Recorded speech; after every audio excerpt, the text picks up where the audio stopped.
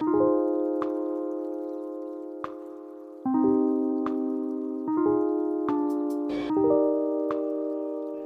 to the Indiewood Podcast, a podcast about independent film and the many hats filmmakers wear in order to get those films made.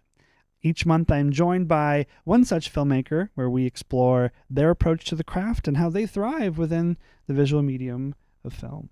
And this month I'm chatting with a producer, an actor, a playwright, and a screenwriter, and who is also on the Forbes 30 Under 30 for 2025 in the Hollywood and Entertainment category, Julia Stier. Hello, hello. Thank you for having me back. You're welcome. Last week we talked about your career, and I like your career in its entirety, even though like it feels like it's been a short time, but you've done so much, is the fact that you've done so much. And as we kind of explored in the last episode, how much of it is tied together. Mm-hmm. All the work that you've done and all the little things that like feel insignificant are now very significant, and how one little moment, working for a small, theater company as an intern led to a career and like stability and connection and so much more. But I want to focus a little bit on writing and creating and crafting, because you've done a lot of creation, and I think a lot of filmmakers do that, whether they're an actor or a director or a writer. They come to a point in their career where it's like, oh, I'm not getting the work. I'm not, what do I do? And then you just make it yourself. And I always say this when it comes to creatives trying to break through. It's like nobody cares until they care. Yes. So how do you make them care? Right? And that's always a challenge, is how do you make people care when you're hoping for that chance? And sometimes people get help from a mentor or a colleague or a friend or just a lucky break. And sometimes they make their own luck, and sometimes they make their own colleague or mentor. Mm. And so with you've started writing in the pandemic, not only like blogs and interviews and plays and shorts, but like you've now written a pilot. I want to talk a little bit about the volume of work, because I know sometimes creatives are doing stuff and it feels like they're spinning their tires a little bit. Yeah. But what I've noticed, and I've been around for a little longer, is that all that work you do is accumulative, and it helps build a foundation that makes you better at like everything that you do. And how do you see your writing? Because you've done more acting before you became a writer. How are you seeing acting define how you're doing pages, how you're actually crafting a script or a story? How has that changed the way you write? But also, as you've become a writer, as you've written scripts, has that changed your performance in any way, or you as a performer? Yeah, so actually to answer that one first, okay. My comedy pilot mentor, Stan Zimmerman, that I mentioned in the last episode, he actually also, he doesn't do it anymore, I don't believe, but for a while there, he was hosting a acting, like, I don't even know what it was called, but basically it was an acting for comedy class, but through the lens of a writer. And so because his whole thing was like, especially, it's a little different for drama, but with comedy, every comma, period, word is so specific. And so what he really preached and taught was following the words exactly. And so that was actually a really cool way to approach acting, because we would go up there, and if we would do a scene, he'd be like, well, Julia, you're a writer. How do you think the writer was thinking when they wrote that? That's so and how do you think they want you to perform it? And it's funny, because comedy, when you look at it that way, is essentially Shakespeare. Right? Because with Shakespeare, they're like, the commas tell you where to breathe. The iambic pentameter tells you which words are more important. And it's like, comedy writing is that specific. It's like as specific of a map as Shakespeare is. And I did not realize that until I started writing. That's so interesting, because I don't know when it started, when it ended, but in the last maybe like 10, 20 years, there was this moment where people were doing comedy, I think from like early 2000s to like 2015 maybe. You had a series of movies where it was all improv. There was no script. That would freak me out. Yeah. And sure, there was a script and people followed it, but it felt like there was a lot more room for play. But I as a writer, maybe I'm just being pretentious, I feel like words are important. Yeah. I'll put a comma there for a specific reason, not just because I'm like, I feel like it. Or I've started doing this thing where I, instead of doing commas, when I really want like a moment, I'll put a period, I'll do a parenthetical, and I'll write Yeah. then, and then continue that piece of dialogue. Because I'm like, that's a moment. Well, and do you write more film or pilots? Film. Because you know what they say, Yeah. right? It's like theater is the actor's medium, film is the director's medium, but TV is the writer's medium. So they do pay more attention to words in television TV, writing. makes more sense. Whereas Yeah. in film, they're like, Yeah. throw a tag on there, because usually by then the screenwriter has been paid and kicked out.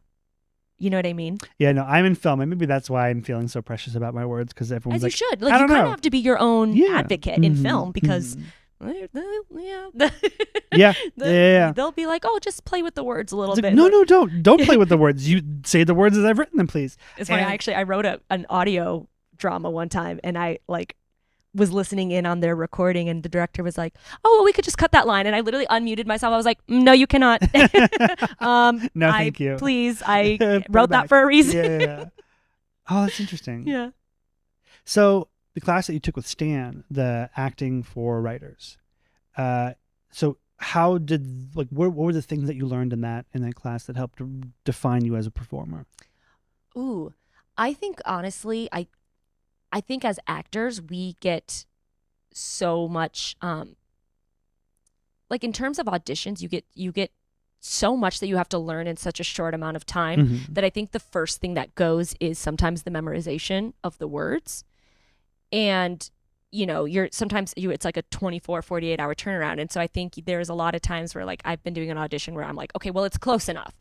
Which, again, you can kind of get away with in drama. That class reminded me, don't do that with comedy. Like, so much of the acting is going to come from getting those words correctly. And if you trust the words and you trust the writer, a lot of times that will inform a lot of your decisions for you. So I think for me, it just like really, as like, I feel like that's kind of a lame answer, but I feel like it just like really reinforced that like when it came to comedy and auditions, like the words really were key. Like, because especially a lot of times, and you know, I'm auditioning for a lot of like non-union or like things that you only have to be SAG eligible for. And so a lot of times the writer is actually seeing your audition, you know, and I like, it's not like TV where the writer might not be seeing your audition. It's going to the director or the casting director or the producers. Whereas like when I'm doing like comedy for like short films and stuff, like it's the writer. And like, as a writer myself, like I can hear when someone is not saying the words that I wrote. Yeah.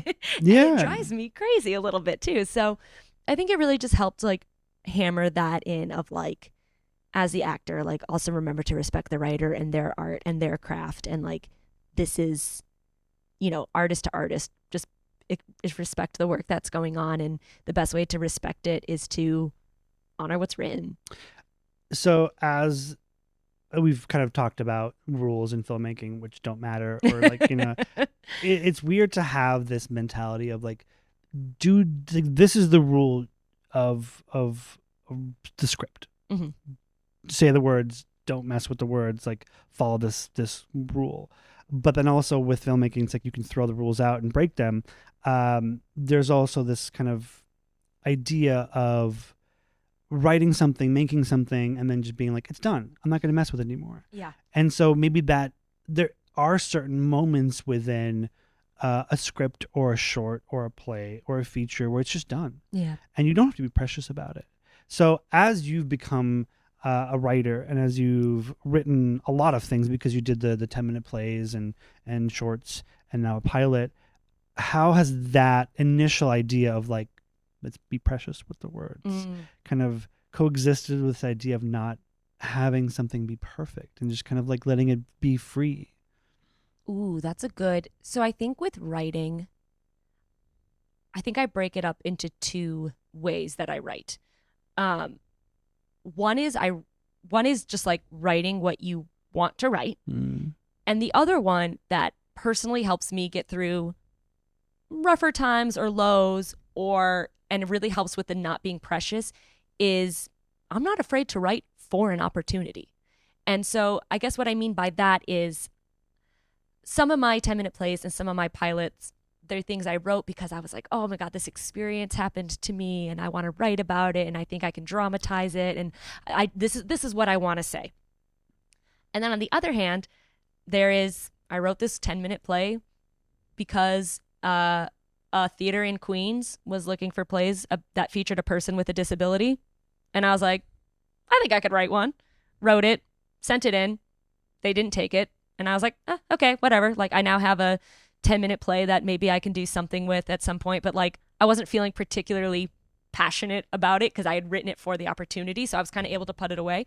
A year later, they came back and they were like, actually, can we pay you to use that? Because we're doing the thing again. Yeah, now you can't. Yeah. They're like, we're doing this like Theater for All program and we just need plays that feature characters with a disability. And because I think I'd written it for an opportunity rather than being like, this is me bearing my soul, I was way less precious about it. And I don't know if that's a good thing to admit, but it was just like, I was still proud of the work I had done. Yeah. And don't get me wrong, like I still did series of edits, but it wasn't like wasn't all my a hopes and throwaway. dreams were pinned on this piece. And I think what I learned that a lot too is because besides playwriting, my first foray into writing was I was a journalist. And you can't be precious because you have a deadline. And so I think that for me too is like setting up deadlines and being like, okay, you can be precious about this, but you'll miss the deadline. Or, and in terms of screenwriting, like I find that I've definitely sent out pilots of mine that were maybe not in their most perfect form because I had the option of waiting for perfect and missing this opportunity altogether, or just submitting it. And then, if I do a major overhaul in 2 years, I can resubmit. And so I think I'm a really big person on, my mom calls them putting lottery tickets out into the world. Yeah. And I think I'm big on that. And I think I've just learned too, like, if somebody likes what's there, they'll work with you to fix it. Like, it's so much better to get stuff down on paper. I'm a big believer of you can't edit a blank page. Yeah. So to me, it's a lot more important to get stuff down, to get it written, and then to start taking it out into the world as like, how can I make it better? To interrupt a little bit, because I want to touch on two things. This idea that we want to kind of explore with, no work is a waste of time. Like you did that, and you're like, oh, they didn't take it. I wasted, a month on the script. Yeah. I wasted so much time and effort writing these words, and then 2 years later, it's a paid gig. So, it's this idea that we are wasting time crafting something, I think is absurd. And I think whatever you craft is going to be important. Writing is a muscle, right? Yeah. And the only way you flex that muscle is by writing more, even if it doesn't go anywhere. Like that's how I always thought about when I was writing for my local newspaper. I was like, is this leading me to a screenplay? No. But what it is teaching me is how to take facts and make a narrative. So words. How do I write words in a line? Yeah. How do you enter? And it's like, and when you're writing, like I remember I was assigned because I was also, because it was local news, I was getting a lot of assignments, which again, it's me writing to the opportunity. This is not stuff that I was like, oh my God, I pine to write about this. I had to write 800 pages on a linoleum factory. Or sorry, not pages, 800 words on a linoleum factory. And it was honestly after that, I was like, I made this interesting. I could write a screenplay. There's a story there. Yeah. I literally just took facts and crafted a narrative. And I was like, and in screenwriting, you just make up the facts and then you craft the narrative. And so, yeah, and I've had people tell me that some of the things I'm doing are maybe too small or like a waste of my time. And I'm like, I just don't agree. I just don't agree. I think it's like, I don't do as much freelance writing now, and I actually miss it because it was such a good way of flexing my muscle. It's a lot of work. It's a lot of work for like almost no pay. But again, like we were saying, like in the last episode, it was like, I was building my credibility. Like now when I go out for writing stuff, like I'm like, yeah, okay. Like, I have these 10-minute plays at these theaters, but I've also been printed in this national magazine, in this local newspaper. Like I have this whole other portfolio to back up me as a writer and be like, this is my credibility. And again, it's like that stuff doesn't happen overnight. Like I had to write for the school newspaper to be able to write for the local website, to be able to write for the local newspaper, to be able to write for the bigger local magazine, to be able to write for the national magazine. Like no work is a waste of time. No work is a waste of time. And it's something that really drives me crazy when people try to convince me that it is. Yeah. I want to also kind of mention this concept of timeline. And I think a lot of newer creatives fall into that pitfall, coming out of school or just, I want to be a filmmaker and let's do the thing. And where's my success? Yeah. It's timeline. Mm-hmm. Everything that you do has its own timeline. And as long as you are consistently putting work on the table or like on the conveyor belt of life or whatever you want to, whatever analogy you want to use, where the work is just gone and it's in the universe, that's on its own timeline. Yeah. Like you can't control that. You can just continue making stuff and like being happy about it or finding the happiness within it. You shouldn't force yourself to be happy to make stuff. If you're not happy making stuff, wrong career choice. Please do something else. But it will come back, in some form or fashion, because no work is a waste of time. Yeah. And also this other like aspect of it where it's like, hey, it doesn't have to be perfect. It doesn't have to be bad. I mean, like, don't make it bad. Don't be like, it's done, whatever. Yeah, honestly, never show someone your first draft. Yeah. But like, if you've gotten to draft like 7, like, just fine. It's maybe okay to start sending it out. Just like show it to a friend. Yeah. I guess this idea that, whatever rule we make for ourselves can be broken. Yeah. Like nothing is set in stone. This weird industry just is always evolving and changing, and all these rules that we have just don't make, like, they're not, it doesn't make sense to make them gospel. Yeah. Yeah. And like coming back to comedy writing and this rigidity that, I think was broken in the early aughts, where people are like, let's not follow the words. Let's just improv and like let's do a jazz set on set. And I'm thinking back to when I talked about in episode 1, like watching Cheers, where everything feels very like, ooh, this is really good craftsmanship. But also like I would have loved to maybe break some of those rules because after, I think we're in season 3 now, and it's 24 episodes a season. So it's 2 for 60, like 60, 70 plus, 80 plus episodes. I see the structure. You're and I'm seeing like, the formula. okay, like those 2 minutes, a 2-minute cold open. Like let's run the 2-minute intro. Let's do like the first act, the second act, and we're out. It gets a little boring after a while, especially when you're doing volume. So, yeah. How do you feel your writing career is evolving now? Like having all this work, such a strong foundation, and looking forward, what's your like biggest hope and your biggest challenge? Ooh, I mean, I would say one of the big ways my writing career has changed is I've always been confident sending out my plays. This year I've gotten confident sending out my screenplays and by screenplays I mean my pilots. And I think the biggest thing that I've like stepped into is like kind of like what you were saying of like throwing the idea of like legitimate out the window and being like, no, I have something to say. I have something I've really worked on. Like I am proud of this. I'm not ashamed of people reading it. And if they don't like it, they don't like it. But it might not just be their taste. Yeah. And so I think for me that's been a big like milestone. I do have a producer attached to one of my pilots. So like my big hope for the year is that we get it into the right hands at the studio. Nice. And what was the other one? My biggest fear? Yeah.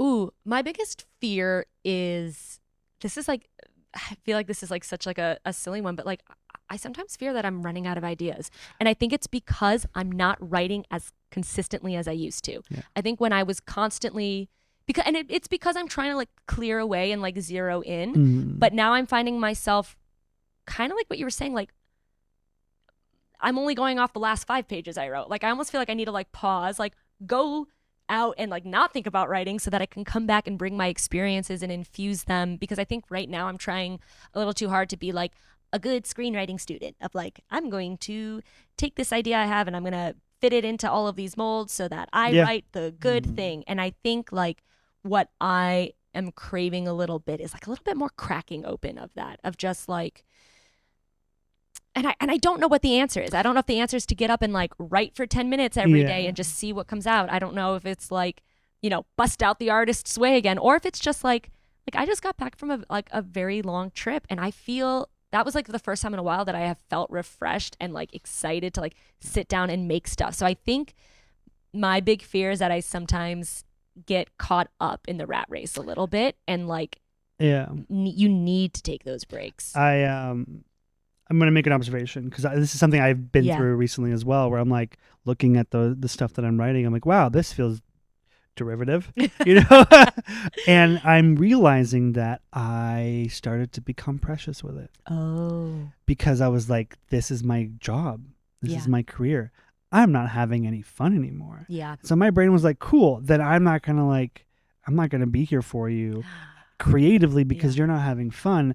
I'm going to go do this other thing. And my brain's like, let's play over here. Yeah. And so I'm currently doing the artist way still. Oh, yeah. Yeah. Trying to. I'm like inching my way through it, crawling my way through it. But I've noticed that if I'm not having fun, if I'm not exploring the opportunity for play within this story, my brain is just not going to like activate in that creative way. Yeah. Oh, and like honestly, when I was on my trip, I was like I like didn't touch my laptop and like just had like a little journal with me. Yeah. And suddenly the eyes just came pouring out. Yes. Not necessarily screenplays, but it was like travel article ideas. The solo show idea came out. Like it was just like my brain was finally like, oh, you're not having fun. Yeah, you're not forcing us. Like you're not being you're precious letting us with just it. breathe and think. And I think that's another thing too. So we spend so much time on technology that like I don't want to sit down at my final draft because it's just another thing in front of a screen. So I'm actually right now, I'm actively trying to do more pen and paper.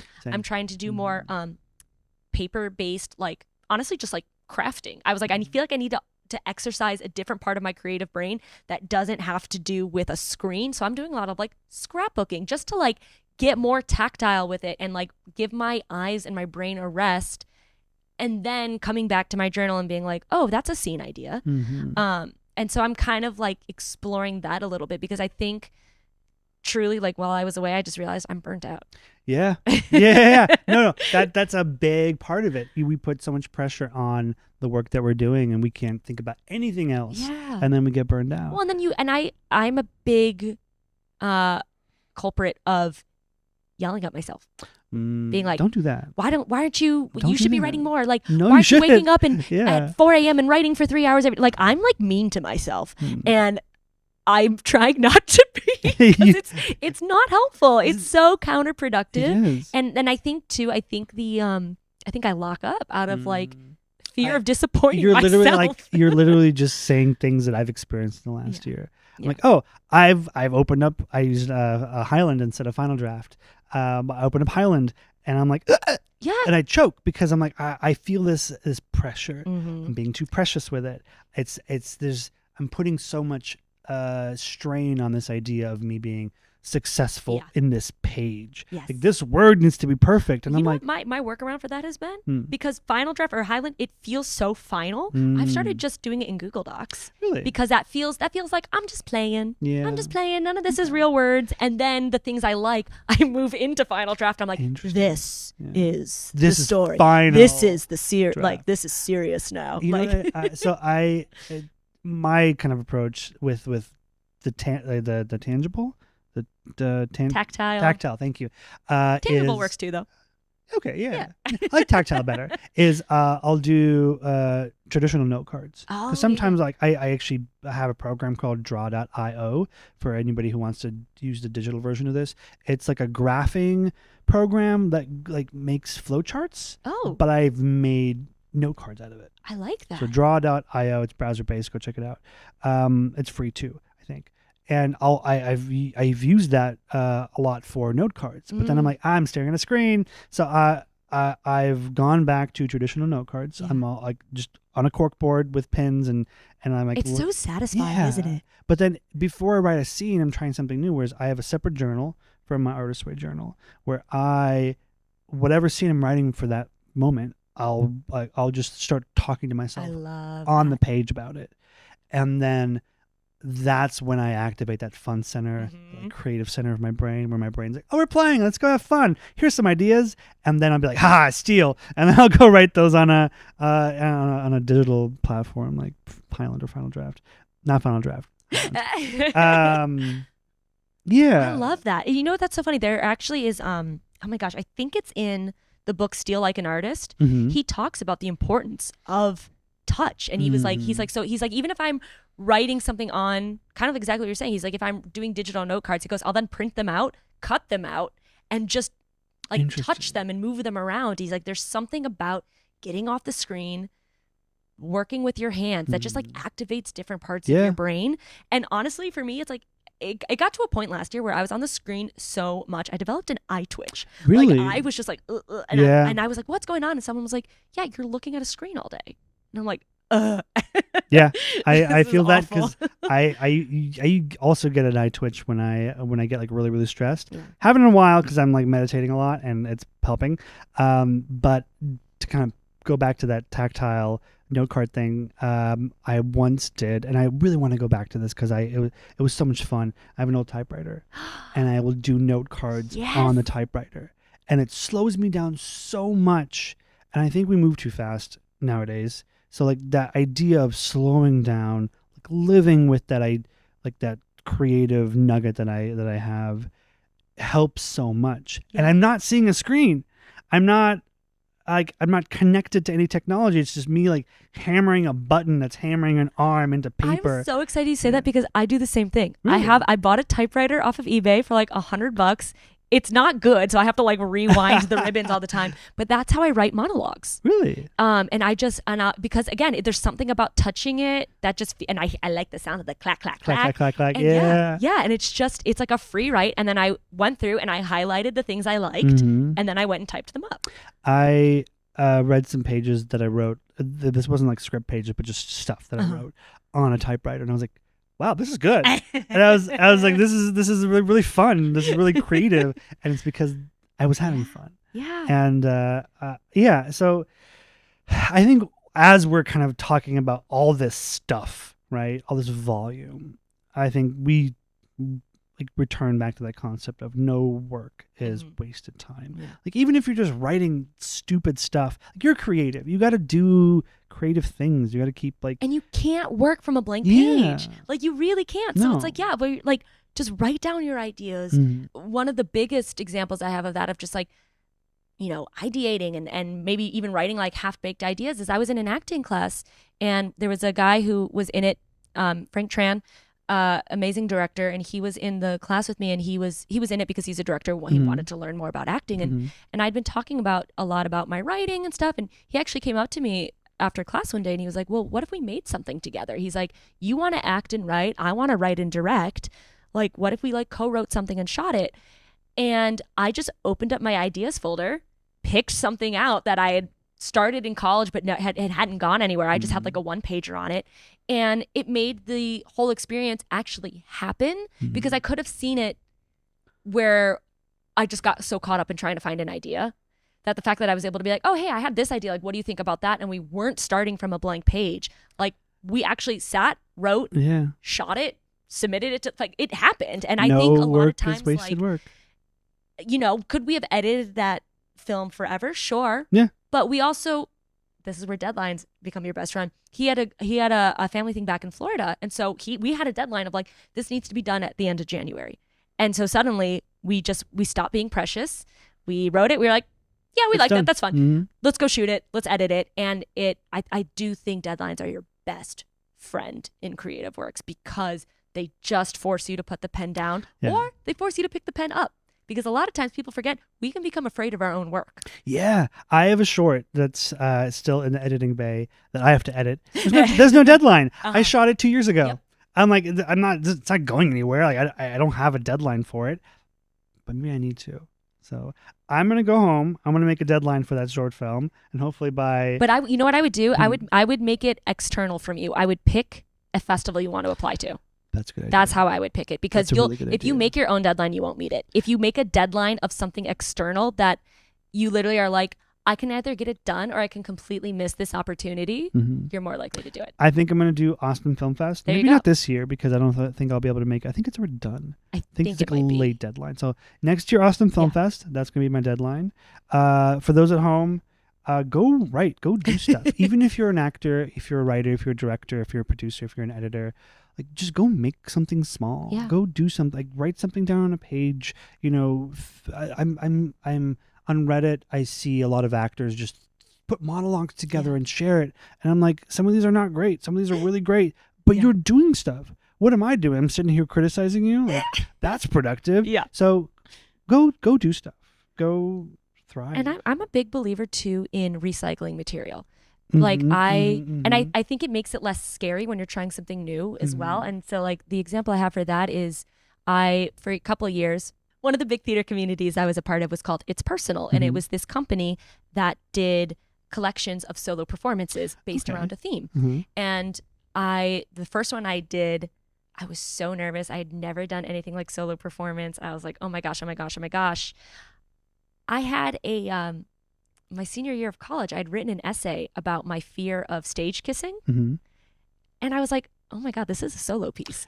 And I wasn't starting from a blank. I mean, it ended up being so different from the essay, but I wasn't starting from a blank page. And I was like, this is working smarter, not harder. Yeah. No one was going to see this essay from college, but it made a great solo performance piece. And to me, that really solidified that just generating content is key, because recycle it. Like if it's not, if you never use it, or even some of those other essays, because it was like a college class on writing about arts and entertainment. The other two essays became posts on my blog. I was just like, just reuse, renew, like, because you also recycle. In that like act of reusing, you're rewriting. Yeah. You're perfecting that moment, and I think you're flexing the muscle of rewriting. Yes. Which I think is very important. So to end on one really kind of interesting little Easter egg tidbit, something I don't know. You're reading a script of mine, so that first scene, I've written that in 3 different scripts. Oh, a really? version of that scene in Yeah. 3 different scripts, and it's been refined into what it is now. Yeah. And I don't think like that's some of the best work that I've written, because it's like I've written it so many different times in so many different scripts with so many different characters. Yeah. But that like moment has existed in like That's multiple wild. timelines. Yeah. All right, so we have to end because we're running a little short on time. We have so much to talk about. I know. We have 2 more episodes. We'll keep talking. We'll keep chatting next week and the week after that. But for everyone listening, go write, go make stuff. Don't be precious. And make your deadlines. Yeah, make your deadlines, external deadlines. Deadlines. All right, we'll see you next week. Everyone, take care. Bye. Thank you for listening to the Anywood Podcast. You can find us anywhere you find your podcasts, or on YouTube on the Cinematography for Actors YouTube channel. See you next week. From the CFA Network, Cinematography for Actors is bridging the gap through education and community building. Find out about us and listen to our other podcast at cinematographyforactors.com. Cinematography for Actors Institute is a 501c3 nonprofit. For more information on fiscal sponsorship, donations, because we're tax exempt now, so it's a tax write-off, and upcoming education, you can email us at contact@cinematographyforactors.com. Thanks.